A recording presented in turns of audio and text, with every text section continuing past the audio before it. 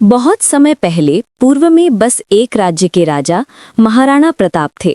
राजा बड़े ही बुद्धिमान थे। उसके राज्य में सभी प्रकार मंत्री रहा करते थे। उनके द्वारा भेजी गई सैनिक पूरे प्रदेश का निरीक्षण करते थे। गांव के सभी लोग उन्हें बहुत पसंद थे। उसी राज्य में एक कुम्हार का घर था। एक दिन, सुनील जी, आज आप मिट्टी लेने नहीं गए? क्या करूं मिट्टी लाकर? पहले की बर्तन अभी तक नहीं बिकी हैं। अब नए बर्तन बनाकर क्या करूंगा? हाँ बापू, कितने दिन हो गए हैं, कोई हमसे मिट्टी के बर्तन लेने ही नहीं आ रहा है। आजकल कोई मिट्टी के बर्तन पसंद नहीं करता है। अगर ऐसा ही चलता रहा तो हम क्या करेंगे, कैसे अपना घर चलाएंगे? कल से मैं और कामिनी काम पर चले जाएंगे जमींदार के खेत पर।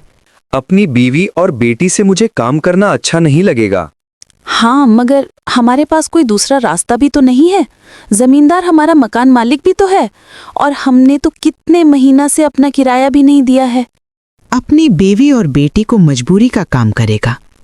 ये बात सोहन को अच्छी नहीं लग रही थी, लेकिन वो मजबूर था। अगले दिन हरिया की बीवी और बेटी जमींदार के खेत पर काम करने गईं। फिर एक दिन, इस सोहन की बेटी तो बहुत सुंदर है। इतनी सुंदर लड़की को इस तरह खेत में काम करते देख अच्छा नहीं लग रहा। इसे तो मेरी हवेली में होना चाहिए। लेकिन सरकार, इसकी उम्र तो आपकी उम्र से बहुत कम है। आप इसे अपनी पत्नी बनाया, फिर सेठानी जी का क्या? अरे मूर्ख, मैं अपने बारे में बात नहीं कर रहा। इसे तो मैं अपनी बहू बनाऊंगा। मेरे बेटे श्यामू के लिए सोहन से इसका हाथ मांगा। क्या वो मानेगा? वो तो मेरी उपकार से दबा हुआ है। वो मुझे मना ही नहीं कर सकता। अगले दिन जमींदार सोहन के घर जाता है। सरकार, आप आए ही। सोहन, कितने महीने हो गए तुमने किराया नहीं दिया है? ऐसा तो तुम पिछले कई दिनों से कह रहे हो, पर अब तक पैसे दिए तो नहीं। फिर भी ठीक है, मैं इतना तो कठोर भी नहीं। मैं तुम्हें फिर 2 दिनों का समय तो दे देता हूं। 2 दिन के बाद अगर तुमने किराए के पैसे नहीं चुकाए तो फिर तुम्हारे पास मेरी बात करने के अलावा कोई रास्ता नहीं रहेगा। कौन सी बात सरकार? तुम्हारी बेटी का क्या नाम है? कामिनी। उसकी शादी तुम मेरे बेटा के साथ कर दो, मैं तुम्हारा सारा किराया माफ कर दूंगा। और हाँ, आगे भी तुम्हें कभी किराया देना नहीं पड़ेगा। तुम जीवन भर ऐसे ही घर में रह सकते हो। क्या आपके बेटा के साथ कामिनी की शादी? जमींदार इतना कहकर हंसते हुए चला जाता है।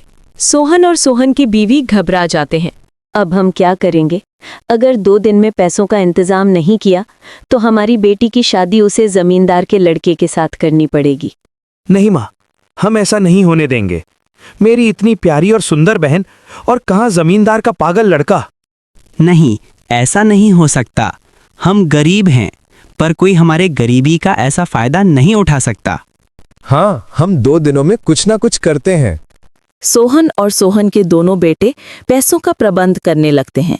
अपनी पहचान के लोगों के पास जाकर पैसे उधार मांगते हैं, पर उन्हें कोई पैसा नहीं देता। तीनों बहुत हताश हो जाते हैं। 2 दिन बीत जाते हैं। सोहन, हो गए पैसों का प्रबंध? नहीं सरकार, थोड़ा सा समय और दीजिए। आज शाम तक मैं पैसों का प्रबंध करता हूँ। नहीं सोहन, मैंने तुझे 2 दिन का समय दिया था। तुझे मेरी बात माननी पड़ेगी। हम अपनी बहन की शादी आपके उस पागल लड़का के साथ नहीं करेंगे। हाँ, हम गरीबों पर इसका मतलब ये नहीं कि आप हमारी गरीबी का फायदा उठाएं। राम और श्यामू की बात सुनकर जमींदार को गुस्सा आ जाता है और जमींदार सबको धमकाता है और अपने घर चला जाता है। और तभी कामिनी आ जाती है और बोलते, ये सब क्या है? किसने किया है ये सब?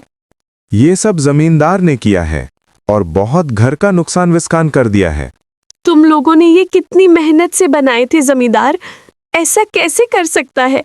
माना हम उसके घर पर किराए से रह रहे हैं, किराया नहीं दे पा रही हैं, पर ऐसा कौन करता है?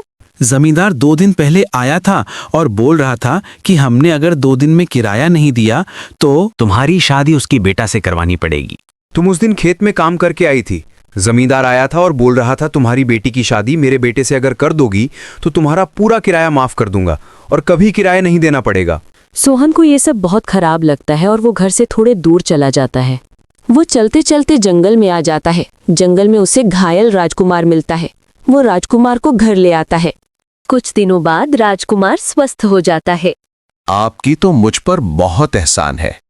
फिर राजकुमार अपने महल जाने लगती है। रुकिए राजकुमार, आपको बहुत दूर जाना है, ये भोजन ले जाइए। आप जैसी महाराज कुमार हमारे घर पर आए, ये हमारे लिए बहुत बड़ी बात है। कामिनी की बात राजकुमार के हृदय को छू जाती है।